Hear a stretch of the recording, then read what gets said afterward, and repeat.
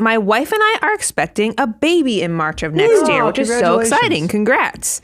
She makes a significant part of our income and will be on maternity leave for about 3 months. What is the best way for us to prepare financially? And we do have a new resource about this. First of all, I want you all to speak to it. But as they do that or after they answer, head to moneyguy.com/resources and make sure you grab our new child checklist resource because it has some categories just for you to think through, like cash flow, insurance, taxes, long-term planning, things that maybe you should think about and have a conversation about as a couple as you're thinking about having a new baby. So with that said, what do you guys have to say to Luis? Well, by the way, is this something we should let Rebe even give some insight on? I mean, I'm talking about an expert in-house. Well, maybe you should start this one off as you think about maybe being a few months away from having They're trying to get me to tell everybody that I'm having a baby soon, which is probably good because I'm going to disappear fairly soon. Is that not public news? Huh? I don't think she said it on the show. So which I don't care. I don't care, but I just haven't said anything about it yet. But yes, no, I am. I have a baby already. He's 2, and then I have one on the way very soon. So yeah, I'm thinking about this a lot. And a lot of the stuff that is on our checklist is great because it's just like any new budget items that are going to come in, any new line items, if that's a big deal and you're tracking budgeting, making sure your emergency fund is up to date and has enough in it. A big one for me that the first time around was just thinking about insurance, like, oh, I'm adding another person to my insurance. What is that going to cost me per month? And so like that's going to be coming out of my paycheck. And how many days do I have, which is usually 30 to 60 days that you have to add that baby to the insurance. So be sure that you kind of ask your employer all about that.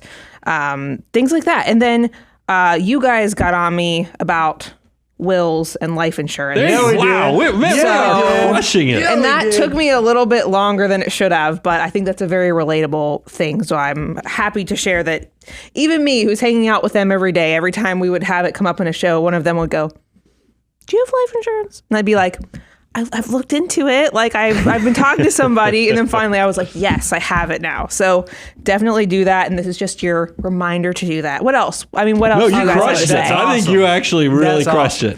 Luis, the big thing that I would say, obviously hopefully you've been following, Brian, you hold the thing up. Hopefully you've been following the financial order of operations. And I'm hoping that you've gotten at least a step forward where you have a fully funded emergency reserve. And so what that means to us is that you would have somewhere between 3 to 6 months of living expenses in liquid cash available.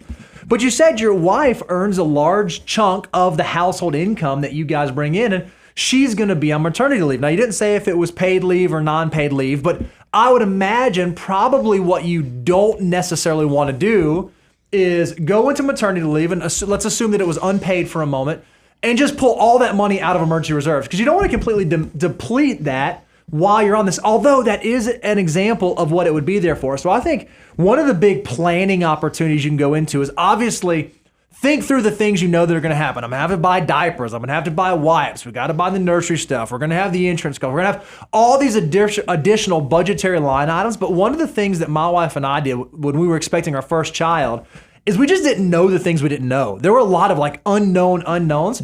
And so if you can, beefing up your emergency fund just a little bit to give yourself a little bit of flexibility, a little bit of time is not a horrible thing. So if you are lean on your emergency cash, I would think through between now and March, potentially bolstering that a little bit. And worst case scenario, your baby gets here, expenses are not as high as you thought they were. Well, then you can just redeploy those excess funds in your Roth IRA or in a taxable brokerage account.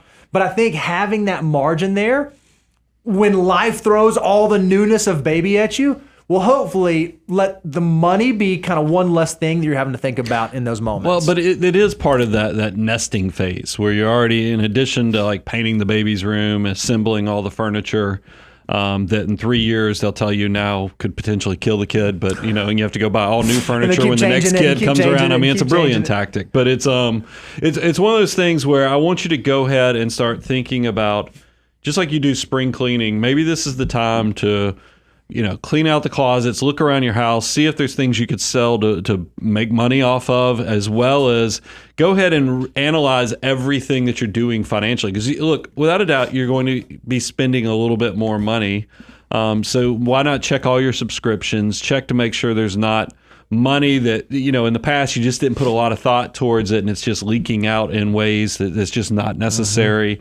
Make sure you analyze, what are we doing? What's the plan for cars in case one of you is driving around in a 2-seater and now that's you a need, huge one. That was the one you had to tell me about early on. Yeah, pay attention. If I have a third, that'll be my thing. Like, oh. And then I'd also, don't fall in the trap. If this is your first child, don't fall in the trap that you have to buy the best of everything. I mean, that's the thing that I was always amazed by is that whether this is first kid or not first kid. Oh my God, it's so ridiculous on that because they get you. There's a whole industry trying to get you to buy the most expensive. I want you to get the safest. I mean, make sure you protect your child, like on the car seats and all that stuff, but it doesn't have to be the one that the Instagram people are pushing and all the fancy folks are. It's true though, Bo. I know. I am a big just because y'all fell in some of these, yes. I guess it's just these things. I do think about when we had our second child. It didn't matter. I mean, the stroller was, instead of this big fancy thing that had to break down like an origami engineering marvel of the world, we just had this, like, it was called a Jeep stroller. It was like a 17, it looked like it could have been an umbrella. It's like umbrella or stroller, and then you're like, oh, it's a stroller. So it is interesting how you change between children. So don't fall for the prey. It's just like, and I know people will hate it when I say it's like the baby wipe warmers and all that stuff. That's superfluous. A lot of times it's sold to you. I don't know. Do y'all use all those fancy warmers and things like that? We never did the baby wipe warmer. That was never a thing. And by the time some of the things are fine and nice, but some of them are really not needed. So by the time we got to the third kid, it was just like, whatever. You know what I mean? Yeah, the other kids will take care of them. That's right. That's kind of the way it is at the Hanson household. That's right.